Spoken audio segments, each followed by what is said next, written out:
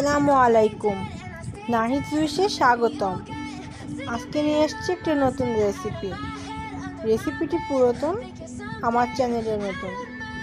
আমি একটা ভাঙাচোরা এরকম পুরনো একটা কড়াই নিয়েছি, কারণ এই কড়াইটায় রান্না করতে আমি কমফোর্ট ফিল করব। প্রথমে তেল দিলাম অল্প, তাতে 2টা তেজপাতা ছিঁড়ে দিলাম, পেঁয়াজ বাটা, রসুন বাটা, আদা বাটা দিয়ে এরপরে একটু নাড়াচাড়া করে এর মধ্যে দেব 1 চা চামচ লবণ। তাতে করে তেলের মধ্যে মশলা দিলে পানি লেগে চিটপিট করে ছিটবে না, লবণটা দিয়ে দিলে। তারপরে আমি এখানে 1 চা চামচ হলুদ, 1 চা চামচ জিরা ধনের গুঁড়া, 1 চা চামচ 1.5 চা চামচ ঝালের গুঁড়া। আর আমার আগে থেকে বের করতে মনে ছিল না, এই জন্য তাড়াহুড়া করে বের করে ভেঙে চুরে এর মধ্যে দিলাম চিংড়ি মাছ, যেটা বরফ হয়ে আছে। যতখানি আমার পক্ষে ভাঙা সম্ভব হলো ততখানি আমি এর মধ্যে দিয়ে দিলাম।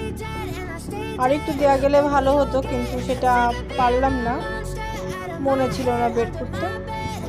দিয়ে টাইম ভালো করে একটু কষিয়ে নেব। মাছটা দেখি গলে নাকি আগুনের তাপে, এই জন্য একটু পানিও দিয়ে নিলাম। দিয়ে ভালো করে নাড়াচাড়া করলাম, কিন্তু এতটাই বরফ আমার মাছ, কিছুতেই গলছে না। এরপর আমি কিছুক্ষণ নাড়াচাড়া করে এর মধ্যে টমেটো দেব এবং মটরশুঁটি দেব। মটরশুঁটি এখানে 1/4 কাপ দিয়েছি, আর টমেটো 1/2 কাপ পরিমাণ টমেটো কুচি। এখানে ছোট বড় মিলিয়ে 2টো টমেটো ছিল, যেটা আমি মোটা মোটা করে টুকরা করে দিয়েছি, কারণ টমেটো এখানে আমি তরকারিতে টমেটো আমার আসতে ভালো লাগে না, বা মুখের নিচে পড়লে খারাপ লাগে, এই জন্য আমি রান্নার প্রথম দিকে দিই যেন ওটা গলে যায়। তাই আমি এর মধ্যে টুকরো করে রাখা টমেটোগুলো দেব, দিয়ে ভালো করে কষিয়ে কষিয়ে রান্না করব। এখনকার পাকা টমেটোগুলো এত মোটা মোটা, কিছুতেই ওরা সেদ্ধ হতে চায় না। আর আগে অনেক ছোটবেলায় তখন দেখেছি যে টমেটো চুলায় পড়লে কেটে টুকরো করে শেষের দিকে দিলেও আস্ত পাওয়া যেত না, গলে যেত। একটু পানি দিয়ে দিলাম সিদ্ধ হওয়ার জন্য। তারপরে ওটাকে ঘুটে ঘুটে রান্না করব, করে যে গুটিয়ে গুটিয়ে ওটাকে গলানো লাগছে। আমার চিংড়ি মাছেরগুলোর অবস্থা টাইট হয়ে যাচ্ছে, কোনটা যে মাছ আর কোনটা টমেটো বোঝা যাচ্ছে না।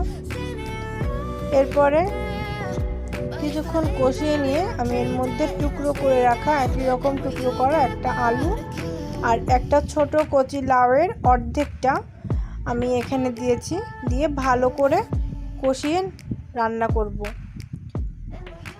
যত কষাবো তত টেস্ট হবে। আর লাউয়ের পানিটা বের হয়ে আসলে লাউয়ের পানি দেওয়া লাগবে না বা কম লাগে। যদি এমন হয় যে আপনার লাউটা খুব বেশি অতিরিক্ত কচি লাউ যদি হয়ে থাকে, তো সেক্ষেত্রে আমি পানি ব্যবহার করি না, মিডিয়াম টু লো আঁচে রান্না করি। লাউয়ের পানিতেই লাউ সেদ্ধ হয়ে যায়, সেই লাউটা খেতে অত্যন্ত সুস্বাদু। যাই হোক, আমার রান্নাটা যদি আপনাদের ভালো লাগে তবে আমার চ্যানেলে একটা সাবস্ক্রাইব করে দেবেন, লাইক করবেন, শেয়ার করবেন, বেল আইকনে ক্লিক করে পাশে থাকবেন।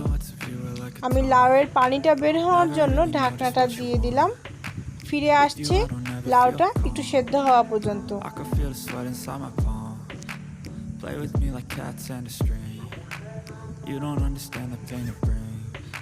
আমার মনে হয় লাউটা অনেকটাই সেদ্ধ হয়ে গেছে। কাচের ঢাকনা উপর থেকে দেখে বোঝা যাচ্ছে ফুটছে। আমি যদিও এখানে উচ্চ তাপে রান্না করছি না, রান্না করছি মিডিয়াম আঁচে, তাতে যতটুকু সময় লাগবে। কিন্তু আমি কখনোই সবজি উচ্চ তাপে রান্না করি না। ঢাকনাটা উঁচু করে দেখলাম আমার আলুটা সেদ্ধ হয়ে গেছে। লাউটা একটু নাড়াচাড়া করে দেখব যে কতটা সেদ্ধ হয়েছে। এখনো সামান্য একটু শক্ত আছে, এই অবস্থায় আমি খেতে পারি, তবুও আরেকটু সেদ্ধ আমি করে নেব। সুন্দর করে রান্না করব। তাই পুরোপুরি সেদ্ধ হওয়া পর্যন্ত আমি একটু অপেক্ষা করব। এবার আর ঢাকনা দিব না, ঢাকনা ছাড়াই রান্না করব। আস্তে আস্তে করে নাড়ব যাতে ভেঙে না যায়। এরপরে আমি এর মধ্যে আপনারা ঝাল লবণটা টেস্ট করে নেবেন, লবণ কম হলে দিয়ে নেবেন। আমার যদিও দেওয়াটা পরিমাণ মতনই হয়েছিল। আর তরকারিটা একটু হোয়াইট হোয়াইট লাগছে, আমি এখানে বেশিরভাগটা কাঁচা ঝাল ব্যবহার করেছি আর শুকনো ঝালের গুঁড়াটা একটু কম ব্যবহার করেছি, এই জন্য দেখতে একটু ফ্যাকাশে লাগছে। কাঁচা ঝালের তরকারিটা অনেক মজা হয়। আমি যে কাঁচা ঝাল দিয়েছি সেটাই আপনাদের দেখাতে আমার মনে নেই। এরপরে আমি এর মধ্যে কিছুটা জিরার গুঁড়া দেব। আমার রান্নাটা প্রায় শেষ হয়ে আসছে, আমি বাকি জালটুকু দিচ্ছি জাস্ট ঝোলটা কমানোর জন্য। জিরার গুঁড়াটা দেওয়া হয়ে গেলে আমি চুলাটা বন্ধ করে দেব। হয়ে গেল আমার লাউ চিংড়ির তরকারি।